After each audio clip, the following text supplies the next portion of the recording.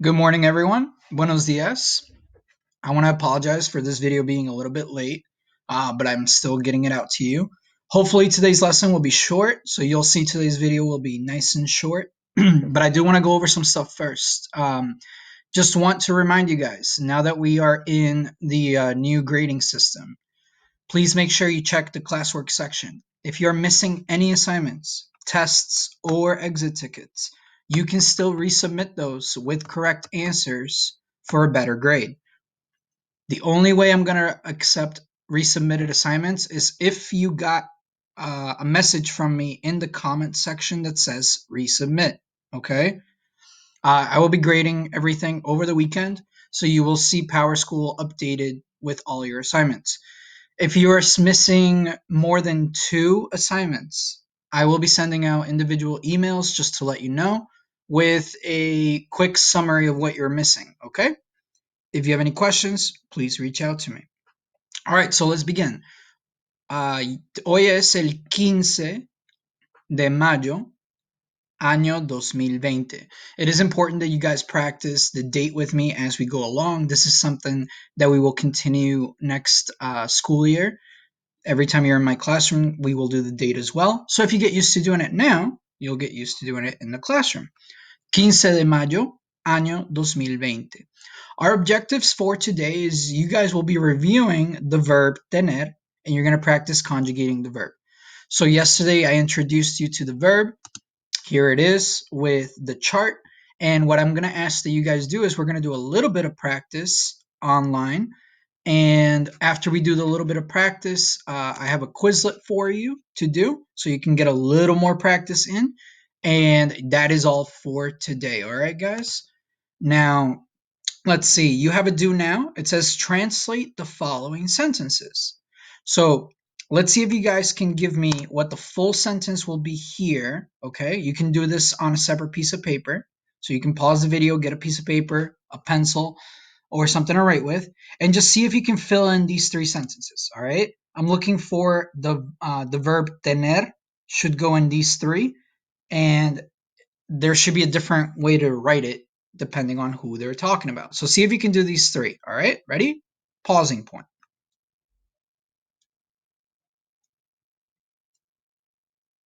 Okay. So hopefully you had some time to do that. All right. It is good practice. So for example, the first sentence should be something like yo tengo 4 gatos. Okay. And if you go to translate it, it'll look something like I have, there's that word, that verb to have, tengo, 4 cats. I have 4 cats. I really don't have 4 cats, but okay. Now you have tú blank dos mesas. This one should have been tú tienes dos mesas. Notice how you're still saying have, but the verb changes depending on who the subject is. And this in English would be you have 2 tables.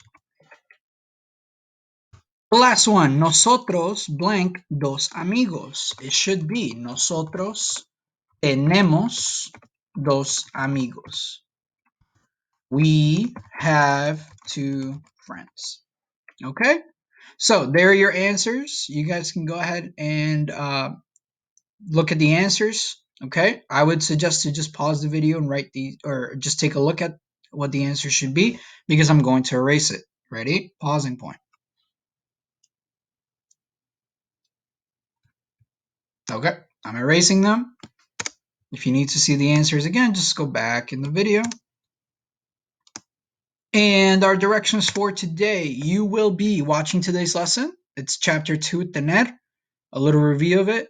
You're going to practice conjugating the verb for about 5 to 10 minutes. So all I'm asking is that you go onto the Quizlet and you can look at the flashcards.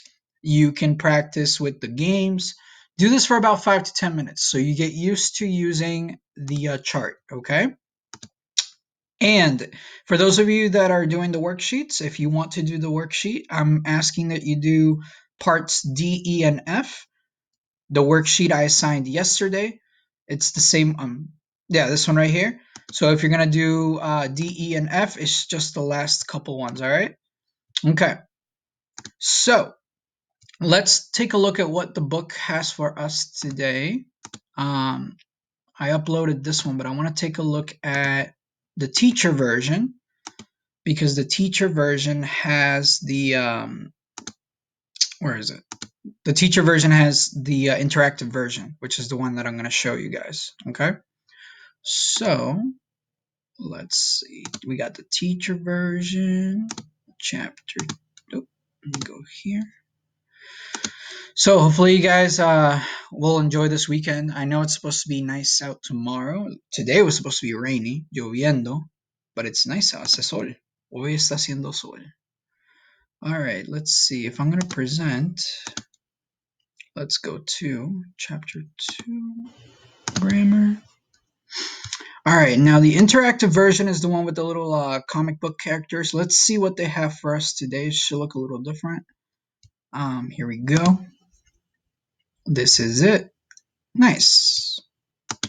Okay, so you're gonna see these two girls, it says muchachas, and they're gonna talk about what they have. Okay, so the first girl says, "Yo tengo un perro," and you can follow along with me if you want to repeat what I say, so you can practice speaking. Go ahead. All right, I'll talk nice and slow. Yo tengo un perro. Mi perro tiene 4 años. ¿Tú tienes un perro? So, what is she saying? She's saying, I have a dog. There's her dog. My dog has 4 years. Or in English, you would say, my dog is 4 years old. Okay? Notice this is how do you say my in Spanish? Me. Okay? My dog has 4 years. My dog is 4 years old. Do you have a dog? ¿Tú tienes un perro? Let's see what she says. She says, sí, yo tengo un perro. Notice how in both sentences, when they say I have, this is the form of the verb, tengo, okay?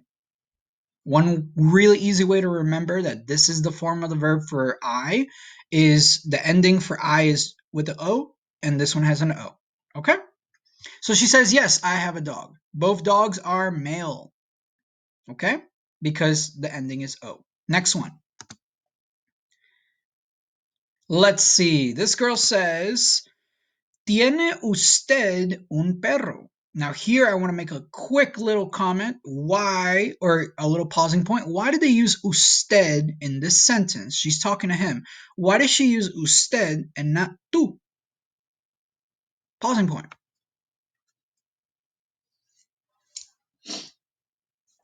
So she used usted because look at who she's talking to. She's talking to somebody that is older than her. We can't assume that it's her grandpa. It could be just an adult, but out of respect, because it's someone she is unfamiliar with, she's going to use usted. So she says, ¿Tiene usted un perro? And this is the form of the verb for usted, okay? And he says, no, no tengo un perro, tengo un loro. This is how you say parrot in Spanish, by the way, loro, okay? So she says, ¿Tiene él un perro? Does he have a dog? I want you to quickly notice that even though the subject is usted, when she's talking about you formal, okay, usted, out of respect. And then notice how when she talks about the boy, she says he, él. In both forms, you still use tiene. Usted tiene, él tiene, okay? And if you look at the chart really quickly, if you look at the graphic organizer that I gave you guys yesterday, no, I'm not gonna, oh wait, right here. This should show you that both of these words, you formal and he, both use this form, tiene, okay? So, ¿tiene él un perro?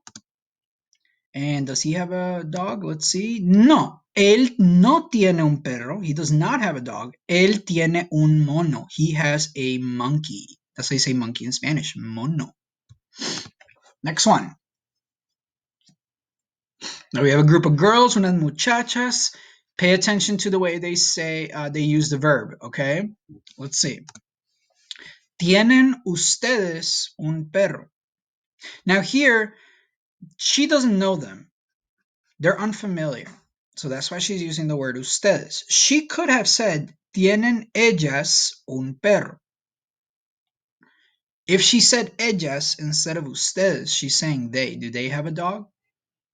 But here, because she doesn't know them very well, she's going to use ustedes, okay? So, ¿tienen ustedes un perro? No. Nosotras. Now, again, notice here, the ending is nosotras because it's two girls. If it was a boy and a girl or two boys, nosotros. But she says, no, nosotras no tenemos un perro. This is the form of the verb tener that goes with nosotras. Tenemos una serpiente. Here, they took away the nosotros part, or nosotras. You can just say tenemos. In the full sentence, she says, no, we don't have a dog, we have a snake. Okay? And then she says, for the whole group, nosotras, she's talking about them too. Okay? Pay attention to the spelling here. Nosotras, this could have been a very easy thing to confuse. If she said nosotros, she's talking about the whole group. But she said nosotras. So she's talking about just these two or the four of them. Most likely it's going to be just these two. Nosotras tenemos perros. Makes sense. We have dogs. Pero ellos, and notice how she said ellos because there's two guys here, so the whole group becomes ellos. No tienen perros. They don't have dogs. Ellos tienen, they have otras mascotas, other pets. And that was all for the practice. So you guys can go back. Today's video I'm trying to make kind of short. All right. I know I've given you guys some pretty long videos, so I apologize for that. I'm trying to keep today's quick. It's Friday. Go ahead and take a look at the verb. I'm sorry, the Quizlet if you want to practice a little bit. Again, the flashcards are great so that you can look at, make those connections between the subject pronouns and the verb, or you can play the games. That's another way to memorize it. Okay. You can just rewind the video if you want to make this a little bit more clear. But other than that, I hope you guys have a great weekend. Que tengan un buen fin de semana, muchachos. Stay healthy. Try to enjoy the sunlight. And nothing. Just have a great weekend.